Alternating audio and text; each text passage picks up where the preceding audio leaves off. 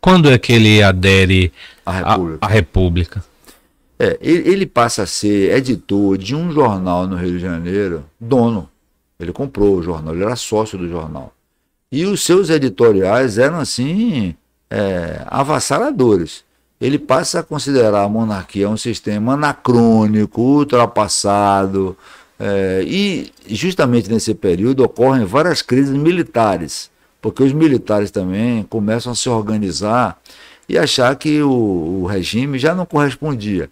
Eles ganhavam pouco, eles estavam alijados desse sistema de nobreza, os militares não recebiam títulos, isso causava uma ciumeira, né? Eles não eram nobres, não eram barões, não eram marqueses, não eram viscondes. Não... na verdade, esse sistema era um sistema de trocas. O Império concedia os títulos de nobreza aos fazendeiros, aqueles que ajudavam o Império a manter o status quo, enfim. E aí os artigos de Rui começam a insuflar os militares, o jornal de Rui é proibido de circular na escola militar, Benjamin Constant passa a ser perseguido pelo sistema, que era professor, é expulso da escola militar. Então as crises militares começam a surgir ali durante esse período. E aí eles começam a se mobilizar, alguns militares foram presos, Deodoro então é instigado a preparar a proclamação da República, né, o golpe. Na verdade, Deodoro da Fonseca não queria prejudicar o imperador, ele até admirava o imperador, mas ele não concordou com o último gabinete escolhido. O presidente do Conselho de Ministros era inimigo de Deodoro. Também já tinha ocorrido a libertação dos escravos. O barão de Cotegipe, o baiano, né, que era na época o primeiro-ministro, ele foi contra. E a princesa Isabel disse para ele, tá vendo, primeiro-ministro, nós conseguimos. E ele disse, Vossa Alteza conseguiu ganhar a batalha, mas vai perder o trono. Ele vaticinou isso, vai perder o trono. E foi o que aconteceu, porque os fazendeiros retiraram apoio ao Império. Então, de certo modo, a abolição da escravatura também foi um fator que contribuiu para a queda da monarquia? Sim. Podemos dizer isso? Sim, sim. Um ano antes, 1888, 1889. No meado de novembro, assim, no dia 11 de novembro, a partir do dia 11, ocorrem reuniões na casa de Benjamin Constant. E aí Rui é convidado. Deodoro da Fonseca vai visitar Rui na redação do jornal e já sinaliza para Rui que o movimento está nas ruas e que provavelmente iria contar com apoio, iria necessitar do apoio de Rui como jurista. E logo ali na primeira reunião, do dia 11, já se decide o ministério. Rui, a princípio, vai ser ministro da Fazenda, mas ele fica como ministro da Justiça interino. Então, é proclamada a República, né, num movimento assim, repentino. O imperador não teve apoio. Floriano Peixoto, que daria apoio ao imperador, recuou e passou a apoiar a República, então não restava mais ao imperador resistir. Foi dado a ele apenas 24 horas, né? O prazo de 24 horas, isso foi uma crueldade, porque era um homem idoso. Naquela época, um homem de 66 anos era um homem idoso. E ele teve que ser levado para um navio, o navio Alagoas, ficou aguardando ainda os filhos da princesa Isabel, que estavam em Petrópolis, porque ela disse que não sairia do palácio sem os filhos. Aí os militares esperaram. Quando todos estavam reunidos, foram embarcados. A República até tentou entregar a Dom Pedro uma vultosa quantia para ele se manter, ele não aceitou. Ele partiu assim mesmo. E, coincidentemente, quem entregou a comunicação ao imperador Pedro II, dizendo que ele estava deposto, que não havia mais monarquia nem império, foi Solon Ribeiro, que era sogro de Euclides da Cunha. Euclides da Cunha casado com Ana de Assis, né, que teve depois daquela confusão com o Dilermano. Aliás, era Ana Ribeiro, depois ela passa a ser Ana de Assis com a confusão de Lermano. E a Bahia se torna um celeiro de grandes nomes, né? Você pode ver que esses Sempre. baianos, né? Tem... A Bahia, na época do Império, sempre foi vista como celeiro de estadistas. Tanto que Zacarias de Góes de Vasconcelos foi o primeiro governador do Paraná, primeiro presidente da província. Ele era baiano, irmão de Manuel de Vasconcelos, um erudito, até o nome da biblioteca lá do tribunal em homenagem a ele. Foi ele que traduziu o Pandectas, né, para o português.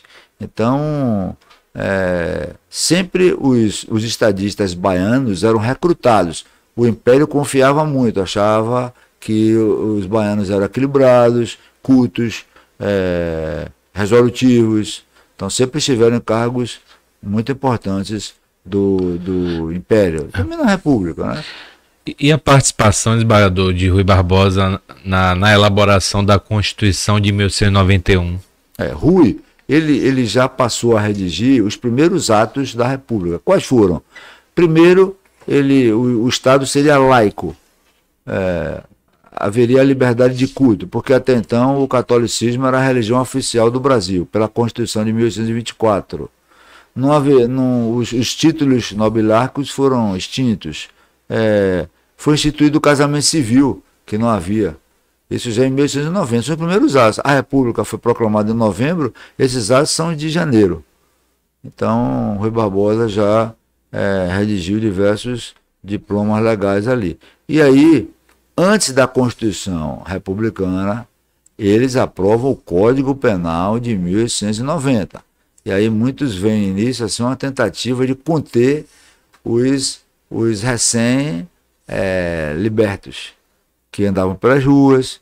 E aí nós vamos encontrar alguns crimes ali com um público-alvo específico. A capoeiragem passa a ser crime, o curandeirismo, o charlatanismo, porque eles miraram nos negros, nas religiões de matriz africana, e até a década de 1950 aí tivemos vários terreiros de candomblé invadidos e sacerdotes presos em razão do curandeirismo, né?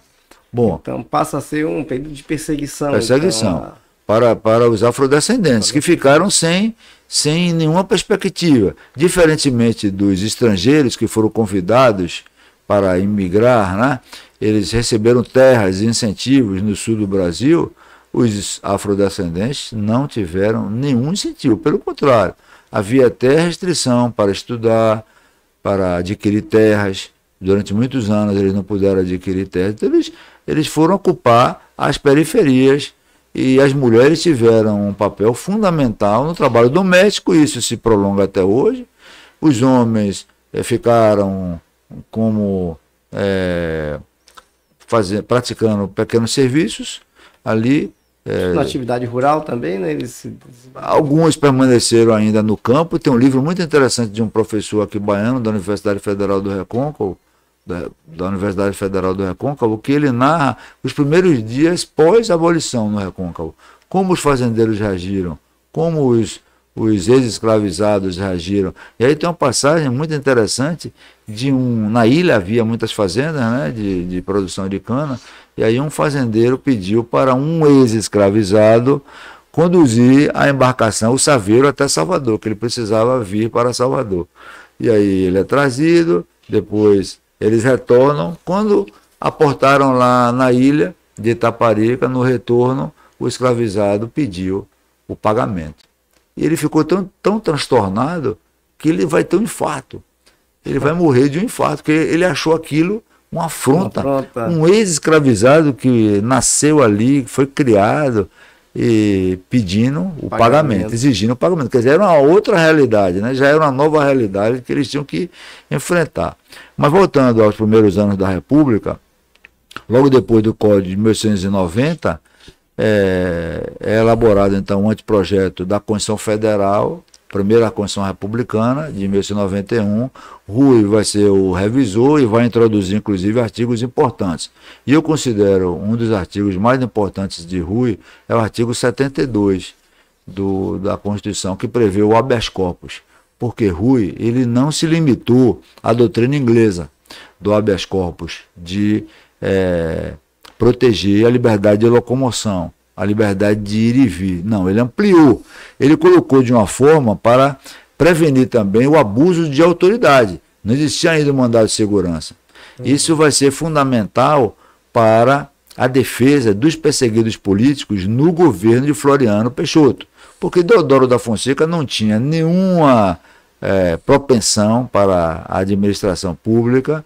Na verdade, quem governou o Brasil naquele período foi Rui Barbosa. Ele, inclusive, queria transmitir o governo para Rui. Rui não aceitou.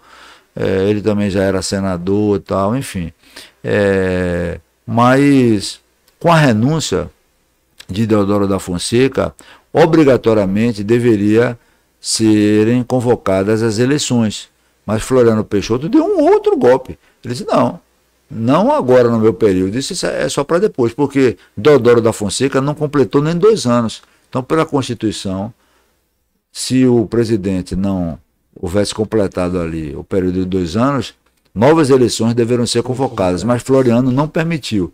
E aí Rui se afasta do governo, Floriano começa a prender vários militares, almirantes, generais, ele determina a prisão dessas pessoas e também a deportação para as províncias mais distantes, estados agora, né? Mais distantes ali, Mato Grosso e Santa Catarina, inclusive, a capital era Desterro, né? Nossa Senhora do Desterro, a capital. E Florianópolis hoje Florianópolis, a cidade vira uma prisão de opositores de Floriano. E aquele Moreira César, que depois vai ser executado aqui em Canudos, até recentemente teve uma polêmica, porque era a rua lá em Niterói que homenageava Moreira César, o nome foi trocado para homenagear o ator Paulo Gustavo, né? Vocês acompanharam aí essa polêmica. Pois bem, Moreira César mandou executar vários opositores. Um dos opositores era um médico baiano, um tenente, jovem, e aí deixou a mulher viúva com filhos. Quando Moreira César é designado por Floriano para Canudos, na 3ª expedição, que a primeira expedição foi aqui um efetivo da Polícia Militar, que não enfrentou. A 2ª expedição foi um major também daqui da Polícia Militar, mas a 3ª expedição trouxeram esse tenente-coronel Moreira César, que era um herói da Guerra do Paraguai. E aí, quando ele está ali na estação da Calçada, né, que era a estação de trem que levava até Queimadas, último ponto, depois eles iam ter que ir andando, as tropas iam andando. Euclides da Cunha também, ele embarcou ali. Aí a viúva comparece ao embarque e avisa para ele: eu sou a viúva do tenente que o senhor mandou executar lá em Desterro, pois eu lhe digo que o senhor vai e não vai voltar. E ele realmente, no primeiro dia, porque ele foi com a soberba, né, dizendo que vou e volto para jantar. Nem passou ele montado num cavalo, ele nem andou 500 metros, os sertanejos usavam técnica de guerrilha, eles não estavam acostumados com isso, era aquela guerra de front, né? A guerra do Paraguai, né? Um front, outro front, aquelas... Era um combate... Trincheiras. As trincheiras, eles não estavam acostumados com isso. E os jagunços conheciam bem ali a região, né? O livro Os Sertões é primoroso nisso aí. Inclusive, a primeira parte dos Sertões, Euclides teve a genialidade de descrever a geologia da área, né? As pedras, as elevações, para o leitor ter uma ideia do cenário, né, que estava ali por vir. Pois bem, Rui Barbosa, então, ele vai impetrar os habeas corpus em favor dos perseguidos e vai utilizar a tese do mandado de segurança, que só seria introduzido no ordenamento jurídico brasileiro na Constituição de 1934. Mas ele constrói esta tese. E aí é o que os penalistas hoje denominam de doutrina brasileira do habeas corpus. que ele conseguiu ali uma amplitude bem maior do que a doutrina inglesa, que se limitava mais à liberdade de ir e vir. Então, observe o seguinte, né, Ricardo Maurício? Ele faz a redação do artigo da Constituição 72, não é isso? 72. Que é o que trata do habeas corpus, e depois ele vai ser, na condição de advogado, né, um usuário desse artigo para defender os perseguidos políticos. Ele petra o habeas corpus, os habeas corpus. O primeiro habeas corpus é o famoso habeas corpus número 300. É um habeas corpus histórico. O Supremo Tribunal Federal tem os autos originais. E depois do habeas corpus 300, do HC 300, ele impetrou outros. A princípio, o Supremo ele foi reticente. Só um ministro, no primeiro julgamento, aderiu à tese de Rui. Depois, eles vão consolidando a tese da possibilidade da utilização do habeas corpus na defesa dos perseguidos políticos. Desembargador, e a posição de Rui com relação à Primeira Guerra Mundial e quando é que surge aquele título do Águia de Aia? Sim. Bom, ele inclusive, é de autoria dele a criação do Tribunal de Contas da União, ele que criou o Tribunal de Contas da União. Em relação à participação dele em Haia, na verdade, quem iria representar o Brasil era Joaquim Nabuco, que era um diplomata de carreira. Rui não era diplomata de carreira, mas Joaquim Nabuco estava nos Estados Unidos, era embaixador do Brasil em Washington. E Rui já havia também trabalhado com o Barão do Rio Branco. Aqui nós temos até o Palácio Rio Branco, né? Mas não é homenagem ao Barão, porque o Barão do Rio Branco, filho de um baiano, que era o Visconde do Rio Branco. Então, o palácio do governo daqui, ali na Praça Municipal, é homenagem, na verdade, ao pai do Barão, que era o Visconde do Rio Branco. Mas o Barão já admirava Rui, convida Rui para trabalhar com ele em alguns projetos. E aí, quando o Joaquim Nabuco indica Rui, para Rui representar o Brasil em Haia, porque o Brasil não participou da primeira conferência, iria participar da segunda. E então Rui se organiza, ele passa aqui pela Bahia, é homenageado com um banquete, né, na ida e na volta, né? Rui sempre, quando viajava para o exterior, ele passava aqui por Salvador. Bom, quando ele desembarcou na Europa, ele foi preparado, inclusive com recursos do governo brasileiro, porque a convenção foi um evento que demorou alguns meses.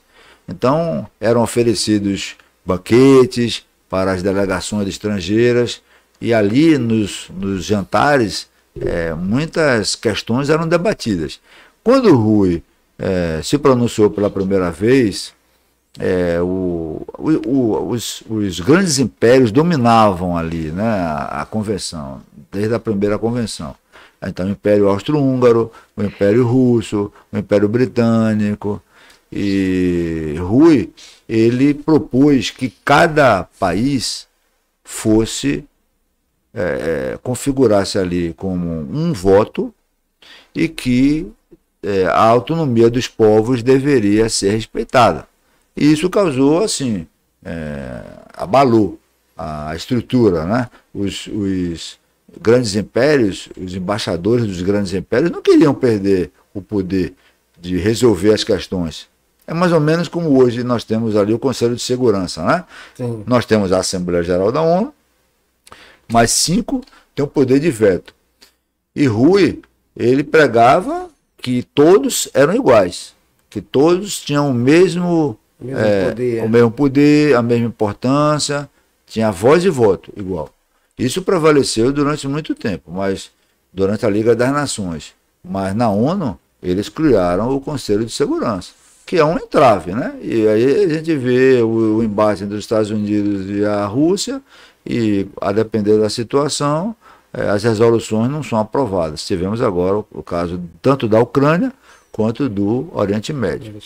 Bom, então Rui é aclamado, porque as teses dele são aprovadas, os embaixadores se rendem ao talento de Rui, ele falava diversos idiomas, discursava em francês, falava até mesmo alemão e um pouco de russo, e ele retorna ao Brasil triunfante, porque foi aclamado como o Águia de Haia, né? Aquele que conseguiu se impor. E o Brasil, imagine, se o Brasil hoje, diplomaticamente, não tem tanta essa importância assim, imagine naquela época, 1907. Ele conseguiu se sobrepor, né? Os poderosos que já estavam acostumados a dominar, né? E ter uma hegemonia mundial, inclusive, em relação à conferência. Isso é um grande feito, sem dúvida. Sim. Tanto que lá no Palácio Baden-Hof, em Haia, existe um busto em homenagem a Rui. Eles homenageiam Rui até hoje. E quando o Rui aqui chegou em 1907, muito prestigiado, ele logo depois vai ingressar na Academia Brasileira de Letras. Ele, quando inclusive o Machado de Assis vem a falecer, ele é que substitui o Machado de Assis na presidência da Academia Brasileira de Letras. Quando Euclides da Cunha morre, porque lá na Academia Brasileira de Letras eles não dizem que Euclides da Cunha foi assassinado, porque ele morreu. O Dilermano de Assis ele foi absolvido nos 2 julgamentos por legítima defesa. Então eles dizem que Euclides da Cunha ele faleceu, né? Ele morreu em consequência de um embate. E Rui presidia a sessão quando eu li a ata da sessão, logo na primeira sessão, após a morte de Euclides da Cunha. Então, ele logo é incensado para concorrer à presidência da República, que foi a primeira eleição que ele disputou, em 1909. Um Brasil ainda atrasado, né, eleitoralmente, mas ele tem ideias interessantes, porque ele vai disputar com Hermes da Fonseca, e aí ele denomina a campanha dele como campanha civilista. Era um civil contra um militar. Então ele confecciona o que hoje nós podemos denominar de santinhos, né? Com a caneta versus a espada. Ele visita alguns lugares, não era comum os políticos viajarem. Então ele vai até o povo. Ele já fazia isso aqui em Salvador. A campanha dele era no corpo a corpo. Ele visitava as residências, pedia votos quando ele concorria aqui.